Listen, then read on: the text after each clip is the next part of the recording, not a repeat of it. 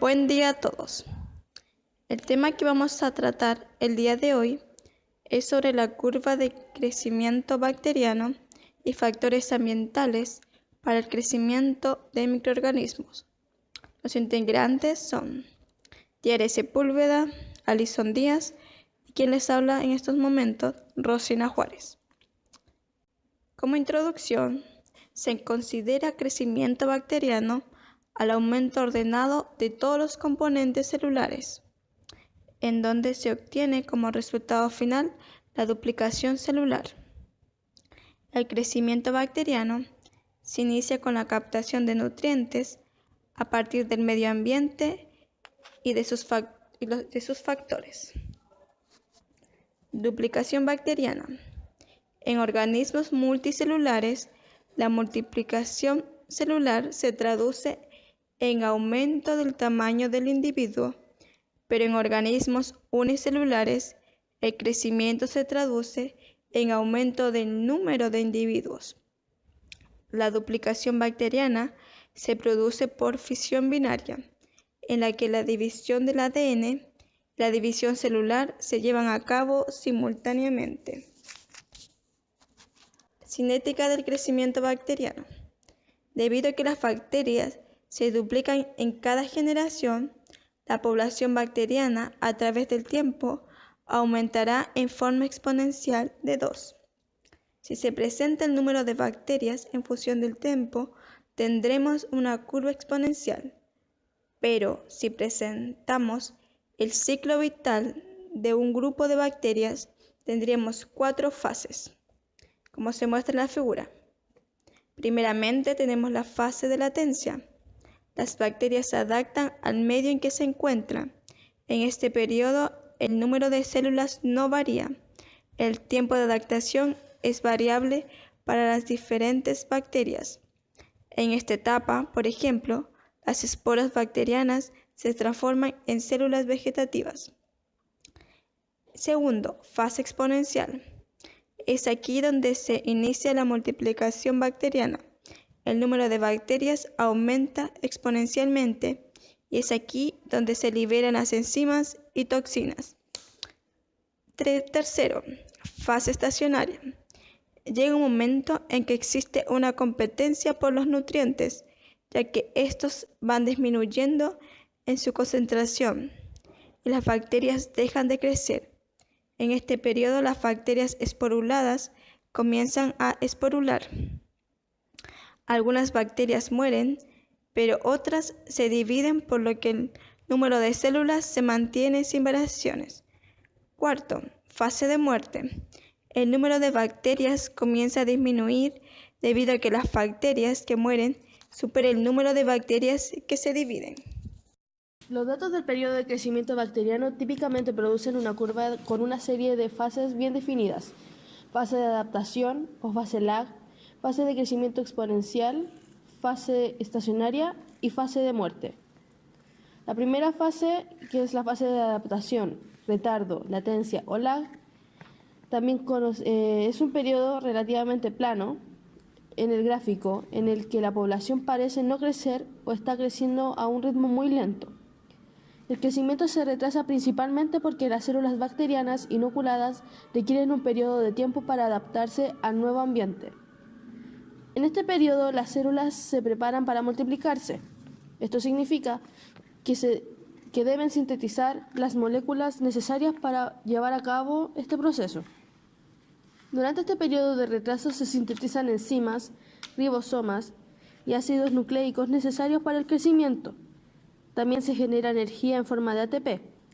La duración del periodo de retraso varía un poco de población en población.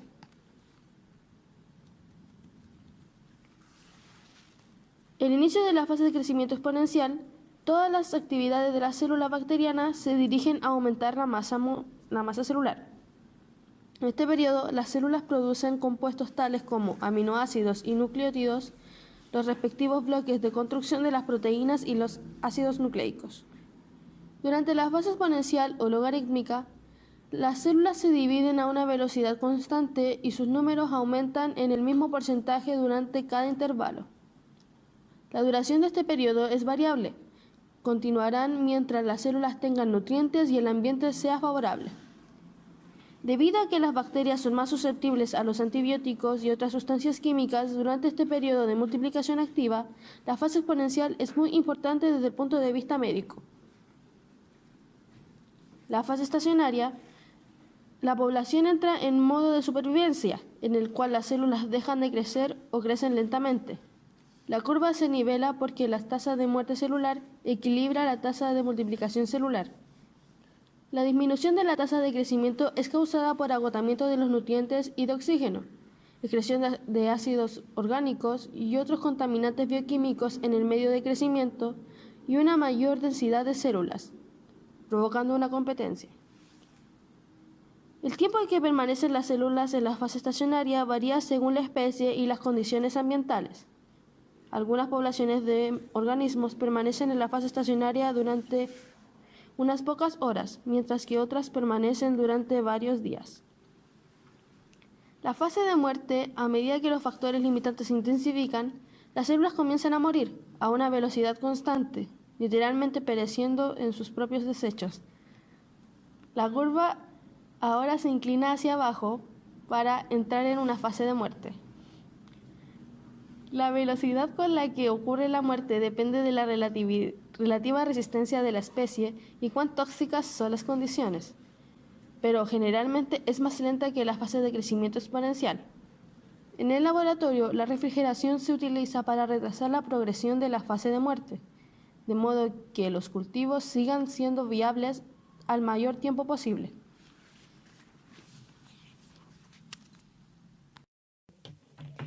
Muy bien, yo voy a continuar con los factores que influyen en el crecimiento bacteriano, comenzando por el pH. pH conocido como una medida de acidez o alcalinicidad del medio. Si bien la mayoría de los microorganismos pueden sobrevivir en un pH neutro, 7, muchos otros pueden también vivir en pH ácido entre 3 y 4, como son los comúnmente llamados hongos en alimentos ácidos, como son el tomate y los cítricos, cuales se encargan de su deterioro. Aunque también tenemos microorganismos que pueden estar más cercanos a la alcalinicidad, como son el caso de microorganismos en carne, leche o incluso pescado. Estas crecen rápidamente y también son responsables de su deterioro.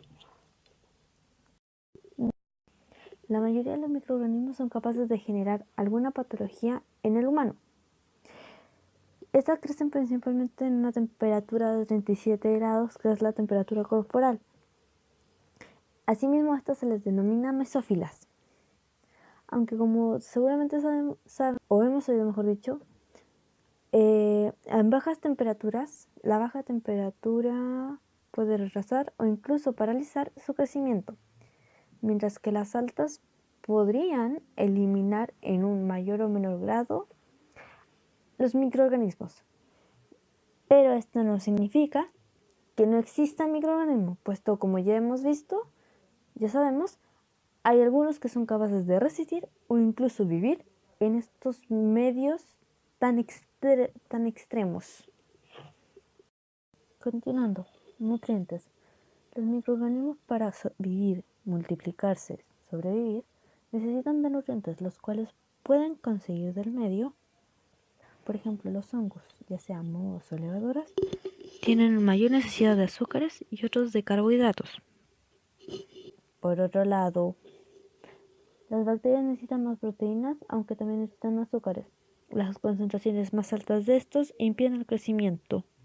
Las bacterias en sí proliferan en alimentos como la carne o la leche, debido a sus altos contenidos de los nutrientes de crecimiento y concentración de oxígeno.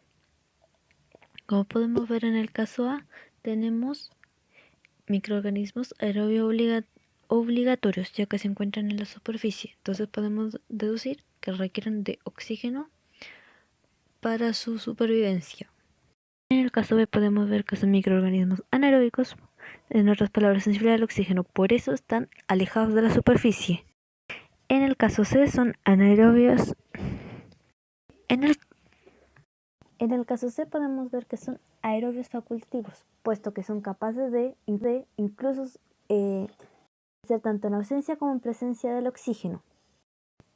En el tubo D podemos ver que son microorganismos microaerófilos. Pueden sobrevivir al oxígeno, pero en muy bajas cantidades. Técnicamente serían anaeróbicos. Mientras que en E, los microorganismos son anaerobios aerotolerantes, puesto que, muy parecido al tubo C, pueden sobrevivir en presencia o ausencia de oxígeno. Aunque los que están más cerca o los que tienen mayor concentración de oxígeno no tienen necesariamente las mejores condiciones para su supervivencia. La humedad, o mejor dicho, la disposición del agua. Este es un elemento indispensable para la vida, incluso para los microorganismos. A mayor contenido en un alimento, más fácil será el crecimiento de microorganismos. En otras palabras, que lo contaminen y lo alteren. Asimismo, los alimentos con bajo contenido de agua, como las legumbres, los aceites, los alimentos deshidratados, no son adecuados para el crecimiento del microorganismo. Por ello nos alteran por crecimiento bacteriano, o técnicamente no se ven alterados.